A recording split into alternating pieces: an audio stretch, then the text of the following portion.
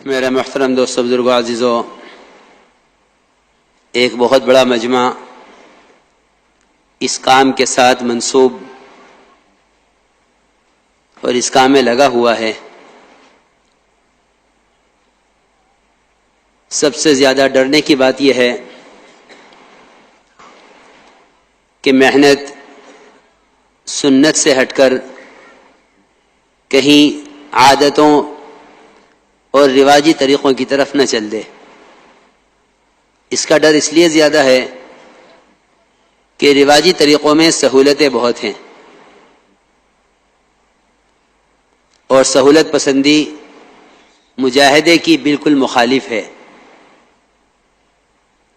ہر شخص کی اگر کوشش یہ ہو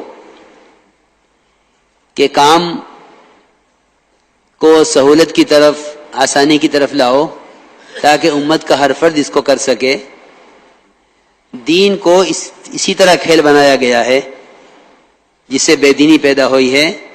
اگر دعوت کو بھی اس طرح کھیل بنایا گیا تو اس سے بھی وہ تربیت، وہ اصلاح، وہ اللہ کا تعلق پیدا نہیں ہوگا جو دعوت اللہ کے ساتھ اللہ کی طرف سے موعود ہے، جس کا وعدہ ہے۔ اس لیے سب سے اہم اور بنیادی بات،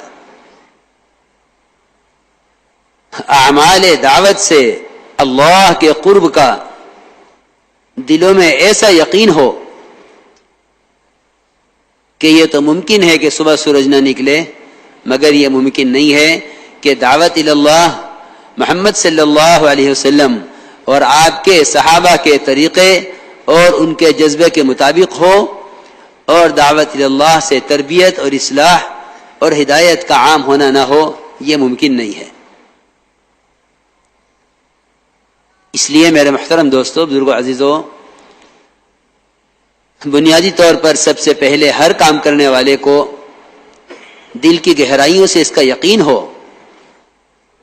کہ دعوت اور عمل ان دونوں کا کما حقہما، جیسا ان دونوں کا حق ہے، ان دونوں کو مسلسل جمع رکھنا، یہ تربیت کا، تزکیے کا، اصلاح کا اور تعلق مع اللہ کا ایسا یقینی راستہ ہے، ایسا یقینی راستہ ہے جس کا انکار کرنا سنت کا انکار کرنا ہے، جس کا انکار کرنا سنت کا انکار کرنا ہے۔ دل کے اندر اس کا یقین ہو کہ اللہ رب العزت نے ہدایت کا ضابطہ دعوت اللہ کو متعین فرمایا ہے۔ ہدایت کا ضابطہ دعوت اللہ کو متعین فرمایا ہے۔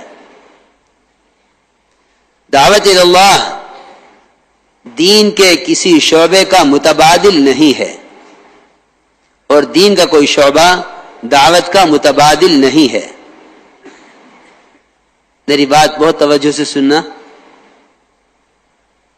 اگر ہم یہ خیال کریں کہ ہاں کام ہے اور بھی کام ہے،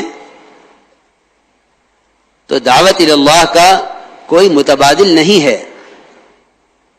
اور یہ بھی یاد رکھنا کہ دعوت اللہ دین کے کسی شعبے کا متبادل نہیں ہے کہ اس کو چھوڑ کر اس کو کر لیا جائے، اس کو چھوڑ کر اس کو کر لیا جائے۔ دعوت اللہ کا کوئی متبادل نہیں ہے، اور محض دعوت دین کے شعبوں کا متبادل نہیں ہے، کیونکہ دین اور دعوت، تبلیغ اور تعلیم، یہ دونوں چیزیں ایک دوسرے کے ساتھ ایسی متلازم ہیں، ایک دوسرے کے ساتھ ایسی متلازم ہیں کہ یہ ایک دوسرے کا متبادل نہیں ہو سکتے۔ جو چیزیں آپس میں متلازم ہوتی ہیں وہ کسی شکل میں ایک دوسرے کا متبادل نہیں ہو سکتی۔ ہمیں دل کے گہرائیوں سے اس کا یقین ہو، کیونکہ میرے دوستو، بزرگوں، عزیزوں، دعوت اللہ سے بڑھ کر اللہ کے قرب کا کوئی ذریعہ نہیں ہے۔ دعوت اللہ سے بڑھ کر اللہ کے قرب کا کوئی ذریعہ نہیں ہے۔ ہونا الیاس صاحب رحمۃ اللہ فرماتے تھے، جتنا مخلوق کو خالق کی راہ پر لانے کی کوشش کرو گے اللہ کو اتنا ہی زیادہ راضی کرو گے. بلکہ ایک صحیح حدیث کا مفہوم ہے کہ اللہ کے دین کے جہد سے بڑھ کر کوئی عمل اللہ کے قرب کا نہیں ہے. کیوں؟